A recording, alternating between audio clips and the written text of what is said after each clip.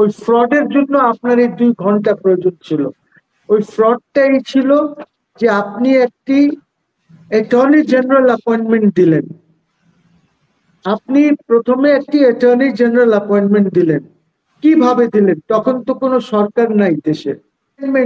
Article 58(3)(11) বলে দেওয়া হয়েছিল যে যিনি চিফ অ্যাডভাইজার থাকবেন ওনার মর্যাদা হবে প্রধানমন্ত্রীর, যেটা অ্যাডভাইজার থাকবেন ওদের মর্যাদা হবে মন্ত্রীর। এখানে কিছুই নাই। কোনো এক নেতা ফেতাকে, আওয়ামী লীগের নেতাকে মবটা ধরে পিটিয়েছে। আপনি চিফ কনস্টিটিউশনাল অফিস হোল্ড করে যে ব্যক্তি, ওর গলায় আপনি মালা দিচ্ছেন, কালকে আপনার গলায়ও তো মালা দিতে পারে। আমি রাষ্ট্রপতির ব্যাপারে যে জিনিসটি বলতে চাই সেটা হলো যে আমি মোহাম্মদ শাহাবুদ্দিনের কথা বলছি না, আমি রাষ্ট্রপতির কথা বলছি। প্রেসিডেন্ট কে আছে, প্রেসিডেন্ট, সেটা নিয়ে আমি কথা বলছি। 5 তারিখে যখন শেখ হাসিনা চলে গেল তখন একমাত্র কনস্টিটিউশনাল অফিস হোল্ডার ছিল রাষ্ট্রপতি, আর কেউ ছিল না। এই জন্যই আপনারা সবাই রাষ্ট্রপতির কাছে দৌড়ালেন। আপনি রেফারেন্স করালেন রাষ্ট্রপতিকে দিয়ে যে আমরা যেন ইন্টারিম গভর্নমেন্ট ফর্ম করতে পারি। আপনি রাষ্ট্রপতির কাছে তো শপথ নিলেন, এগুলি তো প্রয়োজন ছিল না। যদি আপনারা মনে করতেন যে দেশে একটি রেভলিউশন হয়েছে, একটি বিপ্লব হয়েছে, তাহলে তো আপনি সরকার নিজেই ফর্ম করতে পারেন। আপনি তো কিন্তু সেটা মনে করেন নাই। আপনি মনে করেছেন যে আমাদেরকে শপথ নিয়ে একটি ইন্টারিম গভর্নমেন্ট ফর্ম করতে হবে।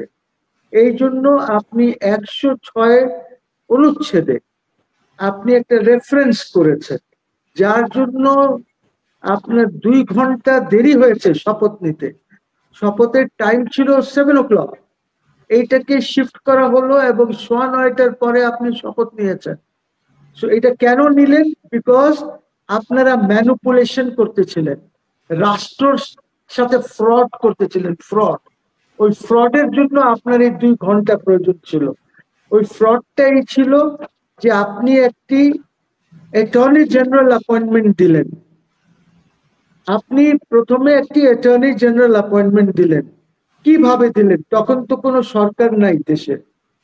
এই অ্যাটর্নি জেনারেল আপনি দিলেন যেন 106 যখন আপনি রেফারেন্স পাঠাবেন তখন অ্যাটর্নি জেনারেল ওইখানে ওই নোটিশটা নেবে এবং নোটিশ নিয়ে উনি অ্যাপিয়ার করবে কোর্টে। এখন প্রশ্ন হলো যে অ্যাপেলেট ডিভিশন তো ছিল না, এখন যে লিস্ট পাবলিশ করেছে সেখানে দেখা যাচ্ছে যে চিফ জাস্টিস যিনি ছিলেন তখন, উনি তো আর্মির হেফাজতে। সিনিয়র মোস্ট পিউনি জাজ ইনায়েতুর রহিম সাহেব, উনি আর্মির ক্যান্টনমেন্টে ছিলেন। তো অ্যাপেলেট ডিভিশন তো বসলোই না। অ্যাপেলেট ডিভিশন কোথায় পাইলেন আপনি যে তারা ওই ওপিনিয়নটা দিল? এবং ওপিনিয়ন এর আগেও তো বাংলাদেশের রাষ্ট্রপতিরা রেফারেন্স পাঠিয়েছেন, 2-3টা রেফারেন্স এসেছে এর আগেও।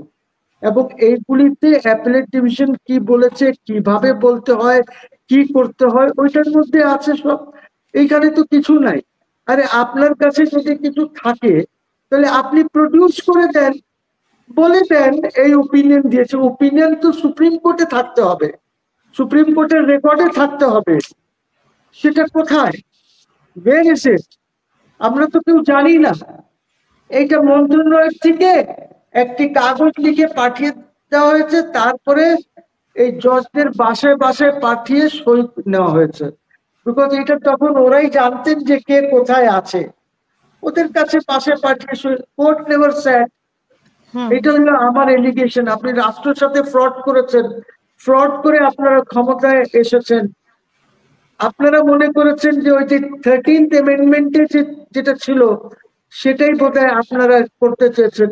But please remember the 13th অ্যামেন্ডমেন্টে আর্টিকেল 58(3)(11) বলে দেওয়া হয়েছিল যে যিনি চিফ অ্যাডভাইজার থাকবেন ওনার মর্যাদা হবে প্রধানমন্ত্রীর, যেটা অ্যাডভাইজার থাকবেন ওদের মর্যাদা হবে মন্ত্রীর। এখানে কিছুই নাই। আপনি একটা জিনিস নাই সংবিধানে, আপনি সেটা, কোনো প্রয়োজন ছিল না তো রাষ্ট্রের সাথে ফ্রড করার, কোনোই প্রয়োজন ছিল না। একটি বিপ্লব হয়েছে দেশে, প্রধানমন্ত্রী এবং ওনার ক্যাবিনেট পালিয়ে গেছে, কেউ নাই, আপনি সরাসরি ক্ষমতা নিয়ে নিতেন। কোনো বিপ্লবে কোনো ওথ হয় না, বিপ্লবে কোনো ওথ হয় না, বিকজ কিছু নাই, আপনি কিসের ওথ নেবেন? তো এই যে জিনিসগুলি করা হয়েছে রাষ্ট্রের সাথে ফ্রড, এই এখন যিনি আছেন ইন্টারিম গভর্নমেন্ট, ওনারা আরো ফ্রড করছেন। আজকে হাসিনা এই দেশে এত খারাপ সরকার কোনো দিন হয় নাই, কোনো দিন হয় নাই। আজকে অর্থনীতির অবস্থা ধ্বংস, নিচের দিকেই চলে যাচ্ছে। আজকে শাসন ব্যবস্থা নাই। আজকে আপনার এনবিআর স্ট্রাইক করে, আপনার বাজেট অবাস্তব, একদম বাস্তবতার সাথে কোনো সম্পর্ক নাই বাজেটের। আপনি কোনোখানে কোনো কাজ করতে পারছেন না। So there is a serious problem এই দেশে। এত খারাপ সরকার কোনোদিন ছিল না। এর আগেও তো আমরা সরকার দেখেছি, এত খারাপ দেখি নাই। সবচেয়ে খারাপ সরকার যে ছিল সেটা এর চেয়ে অনেক অনেক গুণে ভালো সরকার ছিল। তো ওরা তো কিছু করতে পারছে না। আপনার ল এন্ড অর্ডার নাই। এখানে মানে রাষ্ট্রপতির ব্যাপারে আবারও আলোচনা আসতে পারে। আলোচনা আলোচনা আসুক, আসুক। আপনি তো মবক্রেসিতে বিশ্বাস করছেন, আপনি তো মব নিয়ে গিয়েছিলেন রাষ্ট্রপতিকে সরাতে। এখনো তো আমরা আবার শুনছি যে জুলাই আগস্ট যেহেতু বলে হবে, বিকজ দেশে তো ল এন্ড অর্ডার নাই, রুল অফ ল নাই, দেশে তো মবক্রেসি আছে। আজকেও কোনো এক নেতা ফেতাকে, আওয়ামী লীগের নেতাকে মব ধরে পিটিয়েছে। আপনি চিফ কনস্টিটিউশনাল অফিস হোল্ড করে যে ব্যক্তি, ওর গলায় আপনি মালা দিচ্ছেন, কালকে আপনার গলায়ও তো মালা দিতে পারে, আপনাকেও তো জুতা দিয়ে। তো এই mobocracy is very bad.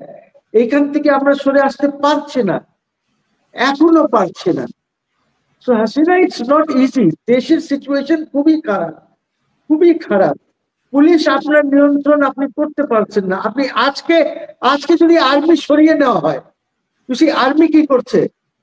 Army নিজের কাজ করতে পারছে না। 30,000 soldiers, 30,000 soldiers, which is almost 2 divisions approximately, তারা আজকে রাস্তায় আছে, পুলিশ ডিউটি করছে। 30,000কে ডিউটি করতে হয়, তারপরে 30,000 লোক সরিয়ে আবার অন্য 30,000কে আনা হয়। এরকম করে আপনি দেশ চালাচ্ছেন, আপনি এখনো পুলিশকে ঠিক করতে পারেন নাই। এটা দোষ সম্পূর্ণ গভর্নমেন্টের, because you have not tried. আপনি চেষ্টাই করেন নাই কিছু করতে। আপনি আমলাকে ঠিক করার চেষ্টা করেন নাই, আপনি ওদের সাথে কথা বলেন নাই, ওদের মাথার উপরে হাত বোলান নাই যে বাবা তোমরা আমাদেরকে সাপোর্ট করো, আমরা নতুন বাংলাদেশ গড়তে চাই। আপনি কিচ্ছু করেন নাই, আপনি কিচ্ছু করেন নাই। সো আপনার ফেলিওরের জন্য আজকে দেশের সবকিছু ধ্বংসের দিকে চলে যাচ্ছে, একদম ধ্বংস হচ্ছে। একমাত্র একমাত্র হাসিনা জুডিশিয়ারি কিছু কাজ করতে পারছে।